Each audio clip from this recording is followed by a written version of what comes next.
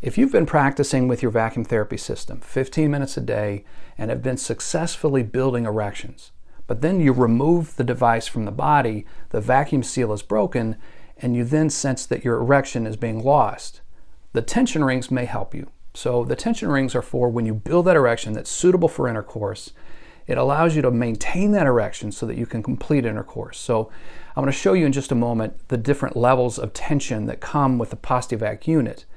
And I want to coach you around how to make the right choice. I mean, it's very much a personal choice. You don't want to use too much tension. You want to use just the right amount. When you start, you may find that you don't have enough and you've got to move to the next level of tension ring, and that's all right. It's really about finding the right level of tension. The one thing I want to encourage you to do is to remember to load the tension ring onto the cylinder before you build the erection. Don't put the tension ring on the penis before trying to build the erection. It just holds the blood from getting into the penis. So load it onto the device before you build the erection. The cone helps. There's a video elsewhere on the site that will help coach you through how to put the tension ring onto the cylinder using the cone. You can also get your hands in there and just manually do that, but you want to get it on the edge of the cone. And there's another video on the site here where I talk about how to put the tension ring onto the cylinder and then be able to slip it off onto the base of the penis and use it. Always remember, never use the tension rings longer than 30 minutes, and always use the water-based lubricant. But now I want to show you the different tension rings that come with your Pos-T-Vac unit and how to begin making the decision about which one is just right for you.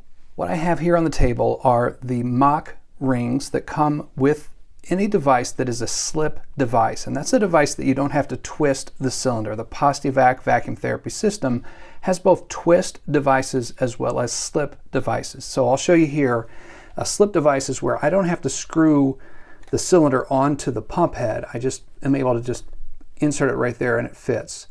Any of these, the automatic 2000, automatic 3000, the manual 3000, all are slip devices, and those will come automatically with the mock rings. And you can see that there are 4 different sizes that come with your device. The Mach 8, Mach 7, Mach 6, Mach 5. The Mach 8 is the largest. It is the extra large. Mach 7 is large. Mach 6 is medium. And then Mach 5 is small. When you're starting with these tension rings with your Pos-T-Vac therapy system, you want to start with the largest one, and that's this one. And one of the things I think that's so important to realize about these, it looks very small. It's somewhat intimidating. But if you use the cone, and there's another video on the site that shows you how to load this onto the cylinder before you build the erection, and you use the cone and good water-based lubricant, you can get this onto the perimeter of the cylinder and then be able, once you've established the erection, be able to slip that off onto the base of the penis. Now, if I'm starting with the 8, and that's just not enough, I've built the erection, I've slipped this onto the base of the penis, and I'm still not able to maintain my erection, then I want to move down to the large. That's the number 7. And the 7's on there, and if you line these up at home, you can see that this in the middle here is larger than the large, this one's larger than the medium, and then this is larger than the small. So as I'm progressing through this and I'm finding that the 8 is not enough to maintain the erection, I've got to sort of build up the constriction, that's where you go with the next one, the 7. And if that's not enough, then the 6th and then the 5.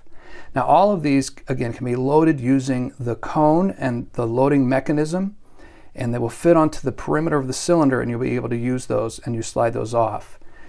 One thing I want to coach you around with these is they don't last forever. Now you may find that you've been using a 7 forever and it's working great, but then suddenly it's not as effective as it used to be. It's entirely possible that the elasticity of the tension ring has been lost. They don't last forever. So, you know, maybe it's 1 month, maybe it's 6 months, somewhere in between, but at some point you may have to replace your 7. If that doesn't work, then you've got to go to the 6 and just increase the tension.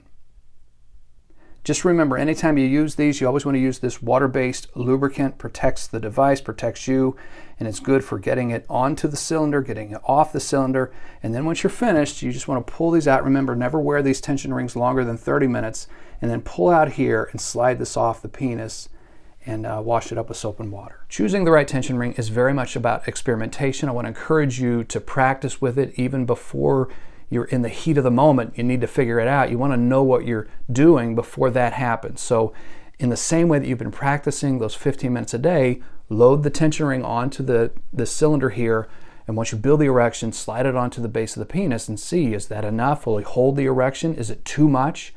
And then you can really go into whatever's next with a sense of confidence that you've picked the right one, you're at a good place. If you have questions, email us at education@timmedical.com. Call the number that's down below. We'll try to walk you through any of the questions that you have. We just want you to be successful.